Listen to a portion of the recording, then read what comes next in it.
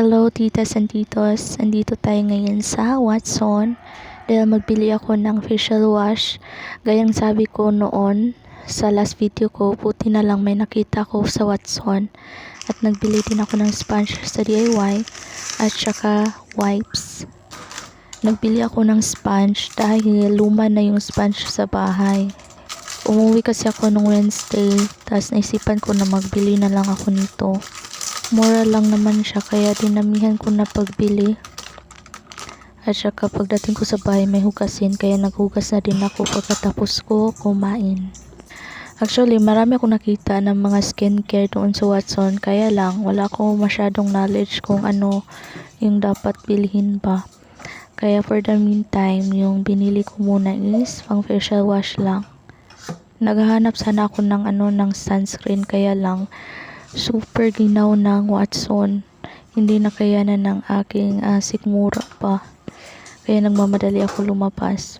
Sobrang init kasi sa labas. Tas pagpasok ko ng Watson, sobrang lamig. Kaya hindi mabuti yung pakiramdam ko nung tumagal ako doon. Tas nagbili din ako ng lotion.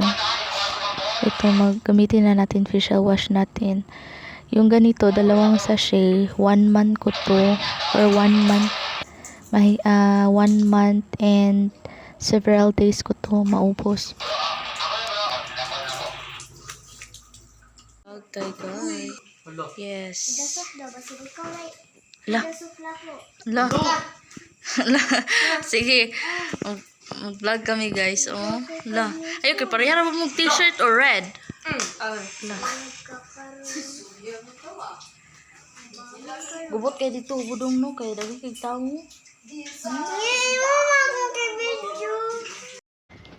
Andito ako sa bahay ni Lola dahil death anniversary ng aking lolo pagkakinabukasan, kaya umuwi din ako a day before ng anniversary. Ayan yung ulam na niluto nila para sa mga taong nag-ihaw pa ng ng pang-ulamin nila para bukas. Ito yung pinsan ko. Nagkain siya. Pangalawang kain niya yan. Sabi ko sabay kami kumain. Excited siya kasi dumating yung isa niyang pinsan. Tsaka ang dami ng suman na sasayangan ako dahil sa dami ng suman na yan.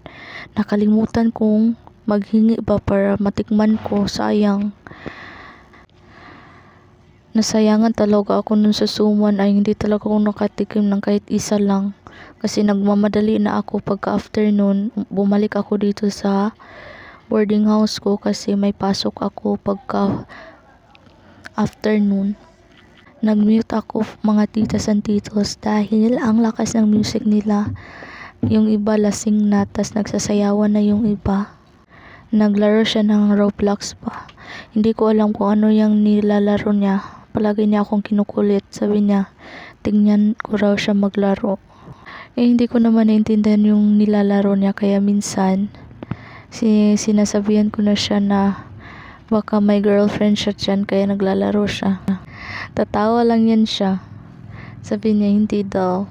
Ang oras that time is 10 PM. Tas nakatulog kami 11 PM na. Sobrang busy nila sa bahay. Yung ibang pinsan namin bukas pa sila uuwi sa bahay.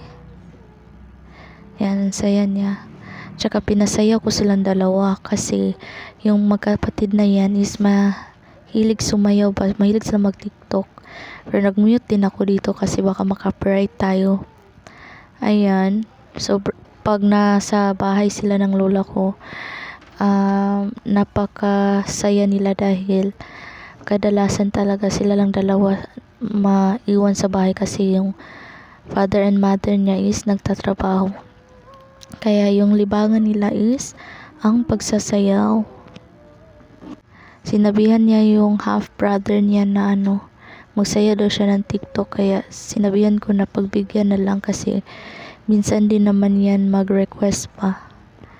Kaya ayan, magsayaw yan sila ngayon. Diba? Hindi sila nahihiya ba? Ako niya mahihiya talaga ako kasi maraming tao. Pero sila go na lang ng go. Yung ibang katulong ni Lola nandun sa kusina. Nag-ano sila doon, nagsasayawan rin, nagkukwentuhan. Yung iba medyo nalasing na. Tsaka yan. Oh, pak na pak yan. Sinasabihan ko yung naka-red ba na huwag siya huwag siyang magpatalo sa kanyang ate. Di ba?